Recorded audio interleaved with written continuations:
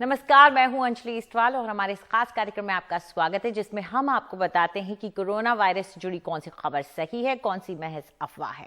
एक बड़ी मांग जो लगातार कई एक्सपर्ट्स की तरफ से भी आई, डॉक्टर्स की तरफ से भी आई, वो ये थी कि अब शायद बूस्टर डोज का वक्त आ गया है सिर्फ उन लोगों के लिए जो फ्रंटलाइन वर्कर्स हैं, हेल्थ वर्कर्स हैं, जिन्हें बहुत पहले टीका लगा था, और शायद उनके लिए जो उम्र दराज हैं और जिन्हें कोमॉर्बिडिटीज है। लेकिन WHO का कहना है, उनकी एक नई रिपोर्ट में यह कहा गया है कि ऐसा किसी भी देश को नहीं करना चाहिए, वो भी इस साल के अंत तक कम से कम, क्योंकि अगर ऐसा किया गया तो गरीब देशों को इसका नुकसान होगा। उन तक एक डोज भी इस वक्त सही तरीके तक से नहीं पहुंच पाई है और इस मुहिम पर इसका बुरा असर पड़ेगा, क्योंकि अमीर देश तीसरी डोज दे सकते हैं लेकिन गरीब देशों तक पहली डोज भी नहीं पहुंच पा रही है। इस पर चर्चा करने के लिए हमारे साथ डॉक्टर राजेश पारिक जुड़ गए, जो कि डायरेक्टर हैं मेडिकल रिसर्च जसलोक अस्पताल से, और डॉक्टर समीर भाटी हैं, जो कि सदस्य हैं टीका जागरूकता अभियान के। शुक्रिया आप दोनों का हमारे साथ जुड़ने के लिए। डॉक्टर पारिक,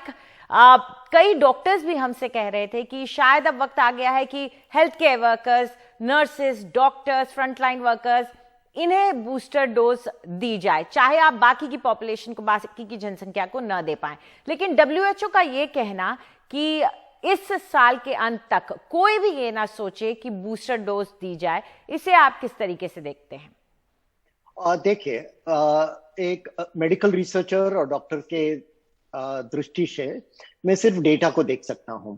और 2 दिन पहले लैंसेट जो जर्नल है, उसमें एक बहुत इंपॉर्टेंट आर्टिकल पब्लिश हो गया है। उन्होंने पूरा लिटरेचर दुनिया भर में रिव्यू किया है। तो उन्होंने बताया कि एक स्टडी तो इजराइल में हुआ था, जिसमें दिखाया गया था कि बूस्टर डोज का उतना बड़ा बेनिफिट नहीं है। लेकिन अभी ये लैंसेट स्टडी का कहना यह है कि जो लोगों को बूस्टर डोज की जरूरी हो, जो हाई रिस्क कैटेगरी में हो, और इसमें हेल्थ केयर वर्कर्स आ जाते हैं, जिसमें ऐसे लोग आ जाते हैं जिनकी इम्यूनिटी ठीक नहीं है क्योंकि वो स्टीरॉइड्स ले रहे हैं, कि उनका ऑर्गन ट्रांसप्लांट हो गया है या कीमोथेरेपी हो गई है, तो ऐसे कैटेगरी के लोग हैं जो हाई रिस्क में हैं, उनको बूस्टर डोज देना जरूरी है। लेकिन आम जनता को बूस्टर डोज की इतनी जरूरत नहीं है। और अगर ये भी कहा है लैंसेट आर्टिकल में कि अगर जल्दी वो लोग बूस्टर ले लेंगे तो जो वैक्सीन की साइड इफेक्ट की रिस्क होती है, जैसे हार्ट डिजीज और काफी सारे न्यूरोलॉजिकल प्रॉब्लम्स हो सकते हैं, उनके चांसेस बढ़ सकते हैं। अभी WHO तो डेटा के कई कदम पीछे ही है जब से ये पैंडेमिक शुरू हुई। ये बात भी सही है, लेकिन कहीं ना कहीं WHO आजकल हेल्थ नजरिए से कम और सोशल नजरिए से काम ज्यादा करता हुआ नजर आ रहा है, और शायद यही वजह है कि वो गरीब देशों के बारे में चिंता करते हुए अमीर देशों को ये बात कह रहा है। लेकिन डॉक्टर भाटी, सवाल ये भी उठता है कि बूस्टर डोज देना कहीं कहीं किसी किसी सब ग्रुप में जरूरी हो जाता है, जैसे डॉक्टर पारिक कह रहे हैं।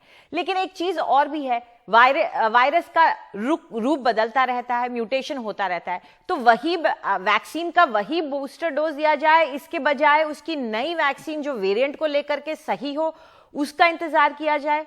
क्या ये कहीं से लॉजिकल हो सकता है? जी बिल्कुल। देखिए, जिस तरह से हम देख रहे थे कि फर्स्ट डोज देने के बाद हम ये देखते हैं कि हमारी जो डिजायर्ड प्रोटेक्शन है वो हमें मिला है कि नहीं, इसके लिए हम जो सेकेंड डोज, उसको हम बूस्टर डोज कहते हैं। जो इसके अलावा अब इसमें एक चीज और देखने वाली बात है, जैसा आपने बताया कि नई तरह की वेरिएंट्स के ऊपर हमारी जो वैक्सीन है वो सेटअप होनी चाहिए, वो अपडेट होना बहुत ज्यादा जरूरी है। तो जो सेकेंड डोज है उसको हम बूस्टर कहते हैं, पर उसके बाद एक और बूस्टर देना या नहीं, इसके लिए जैसा डॉक्टर पारिक ने भी बताया कि इसके लिए हमारे पास अभी उस तरह का वेल डिबेट डेटा नहीं अवेलेबल है, वाइड स्प्रेड डेटा अवेलेबल नहीं है, और कितने इंटरवल के बाद ये डोज देनी चाहिए, इस तरह का हमारे पास भी डेटा अवेलेबल नहीं है। पर ये बात बिल्कुल करेक्ट है कि वर्तमान समय में जो उस समय जिस तरह का प्री डोमिनेंट वेरिएंट होगा, हमारा जो वैक्सीन है वो उसके ऊपर काम करनी जरूरी होनी चाहिए। जी, और बिल्कुल अगर हम डेल्टा को देखते हैं तो कहीं ना कहीं कारगर जरूर है, लेकिन एफिकेसी थोड़ी सी गिर जाती है वैक्सीन की। तो शायद अगर अब वक्त है कि अगर ये सारी जो कंपनीज हैं ये थोड़ा सा और रिसर्च कर सके तो वो नई वैक्सीन भी ला सकते हैं। लेकिन डॉक्टर पारिक, सवाल ये भी है कि WHO का कहना भी सही है कि गरीब देशों का क्या होगा। हम अपने ही देश को देख लें, हमारे यहाँ इतनी वैक्सीन अभी नहीं है कि सबको दी जा सके, तो कभी ना कभी हमको साइंस के ऑपोजिट इकोनॉमिक्स को भी देखना पड़ता है। बिल्कुल अंजलि, और मुझे आपसे पहले ही क्लैरिफाई करने दीजिए कि या ताकि कंफ्यूजन नहीं होए। जब लैंसेट आर्टिकल जब नया डेटा बूस्टर की बात कर रहा है, वो तीसरे डोज की बात कर रहा है। वो आर्टिकल में क्या है कि कुछ वैक्सीन के 2 डोज होते हैं, ज्यादा करके वैक्सीन के 2 डोज होते हैं। तो ये 2 डोज होने के बाद जो तीसरा डोज बूस्टर है कहते हैं, उसकी जरूरत नहीं है। दूसरे डोज के बारे में उतनी अभी कंट्रोवर्सी नहीं है, क्योंकि जैसे डॉक्टर साहब ने हमको बता दिया कि पूरी दुनिया में लोग समझ पाए हैं कि ये 2 डोज लेना जरूरी है। अभी WHO जो कह रहा है वो सही है, क्योंकि हमको ये समझना चाहिए कि जब तक, और हमने हमारी जो पहली किताब लिखी थी कोरोना वायरस पे 1.5 साल पहले, उसमें हमने साफ साफ बताया था इंडिया में एक भी केस आने के पहले कि जब तक कोई भी दुनिया में सुरक्षित नहीं रहेगा तब तक हम लोग सब सुरक्षित नहीं है। तो अगर अमीर देश ये समझेंगे कि हम लोग ले लेंगे, अफ्रीका में दूसरे देशों में नहीं भेजेंगे, तो मुसीबत उन पे ही आने वाली है, क्योंकि ये पैंडेमिक घूम के वापस आएगी। तो ये सच है जिसको हम लोग एनलाइटेंड सेल्फ इंटरेस्ट कहते हैं, कि ये जो तीसरे डोज के बारे में चर्चा चल रही है उसको सिर्फ जिनको जरूरी है उनको देना चाहिए। और पहले गरीब देशों में और हमारे जैसे देशों में भी, और अमेरिका में भी बहुत गरीबी है, ये नहीं भूलना चाहिए। तो अमेरिका में भी बहुत जगह है जिधर वैक्सीनेशन ठीक नहीं हो रहा है। तो पहले सब लोग को वैक्सीनेशन देना चाहिए और फिर ये तीसरे डोज के बारे में हमको सोचना चाहिए, क्योंकि अगर हम ये नहीं करेंगे तो ये पैंडेमिक की तीसरी चौथी लहर आती जाएगी। और फाइनली, जैसे आप बोल रहे थे कि नया म्यूटेशन जो आएगा, अभी एक लेटेस्ट म्यूटेशन आ गया है जिसको MU म्यूटेशन कहते हैं, और इसमें ये दिखाई दे रहा है कि अभी वो वैक्सीन के एंटीबॉडीज को डॉज कर रहा है। तो वो ज्यादा फैल नहीं चुका है, उसकी इन्फेक्टिविटी इतनी नहीं है, लेकिन सीरियसनेस है। तो ये वैक्सीन को भी बदलना कंटिन्यूसली जरूरी पड़ेगा। जैसे फ्लू का वैक्सीन, हर साल फ्लू का, इन्फ्लुएंजा का वायरस म्यूटेट होता है और हर साल नया वैक्सीन तैयार होता है और लोग हर साल वैक्सीन लेते हैं। तो ये पैंडेमिक में क्या होगा हमको अभी देखना चाहिए, और ये फाइनली नहीं भूलना चाहिए कि हम लोग हमेशा वायरस के 2 कदम पीछे हैं। बिल्कुल। डॉक्टर भाटी, हालांकि हमारे पास जो आंकड़े हैं, जो डेटा अब तक मिल पाया है इस पर, वो ये कहता है कि वैक्सीन की जो एंटीबॉडीज बनती हैं वो कुछ वक्त बाद गिरने लग जाती हैं। ऐसे में जिन लोगों को शुरुआत में वैक्सीन लग चुकी, जो कोमॉर्बिड थे, उनके लिए क्या खतरा बढ़ जाता है? देखिए, जिस तरह से अभी एंटीबॉडीज की हम बात करते हैं, तो एंटीबॉडीज में आपकी T सेल्स एंटीबॉडीज भी होती है, उसको हम ठीक तरीके से मेजर नहीं करते हैं। तो वो एक हमारी देखने वाली बात है। मेमोरी सेल्स भी होती है।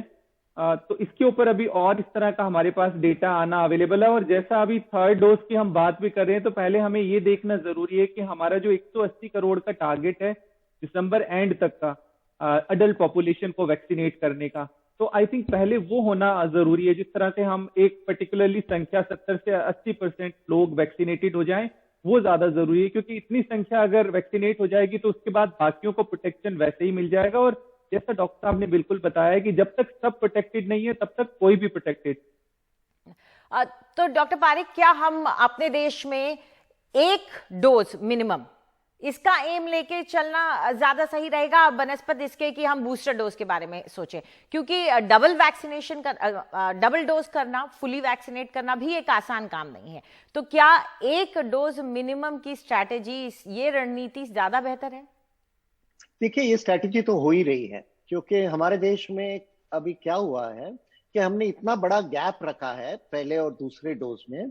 पूरी दुनिया में इतना बड़ा गैप किधर भी नहीं है जो इतना बड़ा गैप हमने रखा है। तो वो गैप की स्ट्रैटेजी यही है कि सब लोग को पहले 1 डोज मिलना चाहिए, लेकिन 1 डोज और दूसरे डोज में बहुत ही गैप रखेंगे तो पहला डोज इनइफेक्टिव हो जाएगा। और हम लोग ये भी देख रहे हैं हमारे देश में और पूरी दुनिया में कि जिसको हम ब्रेक थ्रू इन्फेक्शन कहते हैं, जो इन्फेक्शन 2 डोज के बीच में आ जाता है और कभी कभी दोनों डोज के बाद में आ जाता है। ये इन्फेक्शन इतना सीरियस नहीं होता है, लेकिन इन्फेक्शन जरूर आ जाता है। तो ये दोनों रास्ते के बीच में हमको जो बीच में का गोल्डन पाथ है उसको देखना चाहिए। 2 डोज देना चाहिए, दोनों डोज का गैप अच्छी तरह से गवर्नमेंट ने बढ़ाया है और वैक्सीनेशन प्रोग्राम भी बहुत बढ़िया चल रहा है अभी, और जैसे चल रहा है उसकी हमको चलाना है। जो हमारे दिमाग में अभी सवाल खड़ा है कि ये तीसरे डोज को हम अभी जो लैंसेट का डेटा आया है, इंटरनेशनल डेटा आया है, उसको हम लोग अभी जिनको जरूरत नहीं है वो लोग में रोक सकते हैं। नहीं डॉक्टर पारिक, लेकिन कितने परसेंटेज पॉपुलेशन का, जनसंख्या का हम एक लक्ष्य बना के चलेंगे कि इतना हो जाए मिनिमम 1 डोज सबका, तो फिर हम आगे की सोच सकते हैं? वो परसेंटेज क्या होना चाहिए, क्योंकि उसको लेकर भी असमंजस है। बिल्कुल, तो हमको सिंगल डोज का कम से कम 70%, 70% लोगों को सिंगल डोज लगना चाहिए और डबल डोज करीब 50 से 60% तक, 60% अच्छा रहेगा, देना चाहिए। फिर जैसे डॉक्टर भारती हमें बता रहे थे, वो हर्ड इम्यूनिटी ऐसे आ जाएगी कि जिन लोगों को वैक्सीनेशन नहीं भी मिला हो या सिर्फ 1 डोज मिला होगा, उनको भी बेनिफिट हो जाए। ठीक, शुक्रिया आप दोनों का हमारे साथ जुड़ने के लिए। तो अहम हो जाता है कि हमें बूस्टर डोज कुछ लोगों के लिए जरूरी होते हैं, लेकिन अब जिस तरह की स्थिति हमारे देश में है, हमें कोशिश ये करनी है कि सबको 1 डोज तो कम से कम मिल जाए। फिर यह सोचा जा सकता है कि जो लोग अपनी जान को जोखिम में डाल करके आपका इलाज कर रहे हैं, क्या उनके लिए बूस्टर डोज सिर्फ उनके लिए इस्तेमाल किया जा सकता है, उनके लिए इंतजाम किया जा सकता है या नहीं, ये सरकार अपनी सहूलियत के हिसाब से देख सकती है। फिलहाल हम एक छोटा सा ब्रेक लेंगे और ब्रेक के बाद हाजिर होंगे, बात करेंगे कि किस तरह से लोगों के अंदर तनाव बढ़ा है कोरोना की वजह से, क्योंकि एक खास हार्मोन की कमी हो रही है।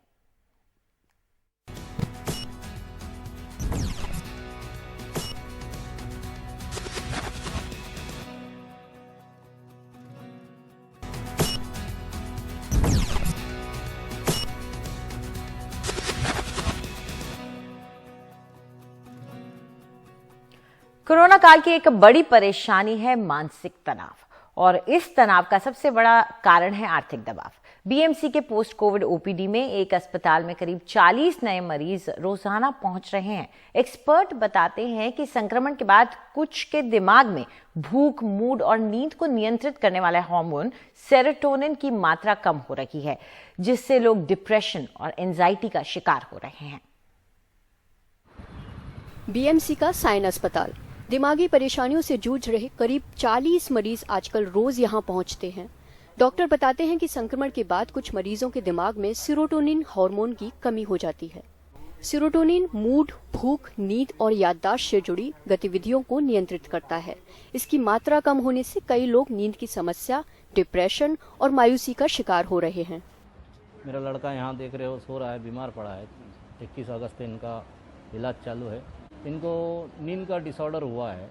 हमारे पास रोज 30 से 40 नए मरीज आते हैं। ये ज़्यादातर लोगों को वो चिंता की बीमारी और मायूसी की बीमारी, जिसे एंजाइटी डिसऑर्डर और डिप्रेशन की बीमारी है। ब्रेन में जो हमारा दिमाग है उसमें एक सेरोटोनिन नाम का रसायन होता है, केमिकल होता है। तो कोविड के बाद कभी कभी वो बीमारी के कारण वो सेरोटोनिन नाम का जो केमिकल होता है उसकी मात्रा कम हो जाती है। पर अगर ये सेरोटोनिन केमिकल कम हो जाता है तो हमें उदास लगता है, निराश लगता है, खुशी महसूस नहीं होती है, नींद नहीं आती है, भूख नहीं लगती है, मायूसी छा जाती है, अवसाद हो जाता है। और वो अवसाद में फिर नेगेटिव विचार, गलत विचार आने लगते हैं। और उसमें कभी कभी ऐसे विचार आते हैं कि जिंदा रहने से क्या फ़ायदा, मैं मर जाऊं तो अच्छा है, आत्महत्या कर लूं तो अच्छा है। बीएमसी के अस्पताल मानसिक तनाव को कम करने की मुहिम भी चला रहे हैं। मानसिक समस्याओं से जूझ रहे मरीज पोस्ट कोविड वार्ड में भर्ती हो रहे हैं। लगभग सभी अस्पताल मेंटल हेल्थ की 24/7 हेल्पलाइन चला रहे हैं। कोविड के कारण तनाव के कई रूप दिखे हैं। सबसे बड़ी परेशानी बनकर उभरी है आर्थिक समस्या। वो माइल्ड डिप्रेशन के काफ़ी पेशेंट है और हमारी जो पोस्ट कोविड ओपीडी है उसमें हमारे साइकियाट्रिस्ट कार्यरत है और वो उसकी देखभाल कर रहे हैं, क्योंकि इसमें कोविड की वजह से दो तीन चीज़ें हो गई है। एक तो कोविड की वजह से आर्थिक समस्याएं बहुत लोगों को आ रही है। जो लोग प्राइवेट में काम कर रहे हैं, प्राइवेट सेक्टर में, उन्हें कोविड की रजा जितनी गवर्नमेंट सेक्टर में दे रहे हैं उतनी मिलती नहीं है, और ओवरऑल इकोनॉमी लो है। तो इसकी वजह से रोजगार या जिसे बोलता है तनख्वाह, उस पे प्राइवेट सेक्टर में काफ़ी समस्याएं आ रही है। When the pandemic started, initially people felt it will get over soon. But now after 18 months also, people don't know what. जब महामारी शुरू हुई थी तो लोगों को लगा था कि ये जल्दी खत्म होगा। अब 18 महीने बाद भी लोगों को पता नहीं है कि क्या होने वाला है। इसीलिए लोगों में चिंता बढ़ती जा रही है। आर्थिक परेशानियों से कई लोग गुजर रहे हैं। कई छात्रों ने स्टूडेंट लोन लिया है और उनके पास नौकरी नहीं है। इसके साथ ही लोगों ने कोविड के इलाज पर बहुत खर्च करा है, रिश्तेदारों के इलाज पर खर्चा किया है। इन सब के कारण एंजाइटी लेवल लोगों में बढ़ता दिख रहा है। Relatives themselves.